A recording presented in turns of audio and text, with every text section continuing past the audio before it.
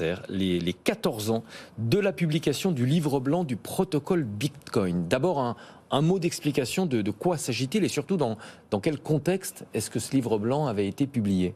Oui, alors effectivement, c'était il y a 14 ans jour pour jour, donc le 31 octobre 2008.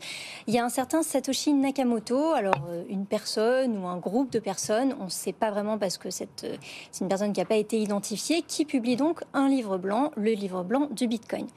Alors c'est un document qui fait 9 pages, qui a été écrit en anglais et qui est intitulé, quand je le traduis en français, donc Bitcoin, un système de monnaie électronique de pair à pair. C'est un document qui va poser les bases du fonctionnement de la blockchain Bitcoin, des bases qui seront toujours utilisées à l'heure actuelle. La date de la publication de ce livre blanc, elle n'est pas totalement anonyme. Ça se fait en 2008 et ça se fait notamment quelques semaines après l'effondrement de la célèbre banque américaine Lehman Brothers, qui a plongé le système financier dans une crise sans précédent. Et la publication de ce livre blanc va vraiment s'inscrire dans un contexte de méfiance vis-à-vis des institutions financières. Et il y a déjà une phrase toute simple du livre blanc qui va l'évoquer. Donc je vais la lire pour expliquer notamment ce protocole. Le Bitcoin est un système de monnaie électronique entièrement en pair à pair qui permettrait d'effectuer des paiements en ligne directement d'un individu à un autre sans passer, et c'est là que c'est intéressant, par une institution financière. Donc là, on voit clairement que la publication de ce livre blanc s'inscrit en méfiance aux institutions financières.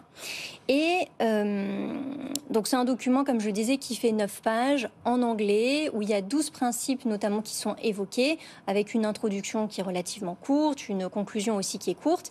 Et parmi les grands principes de ce livre blanc, il y en a certains qui existent toujours et qui expliquent cette blockchain. Par exemple, il y a le principe dit de la double dépense qui va être évitée grâce à un réseau dit de peer-to-peer.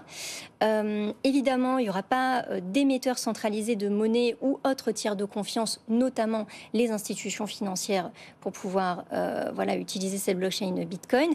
Les participants peuvent aussi être anonymes, c'est dans le chapitre dit de confidentialité du livre blanc.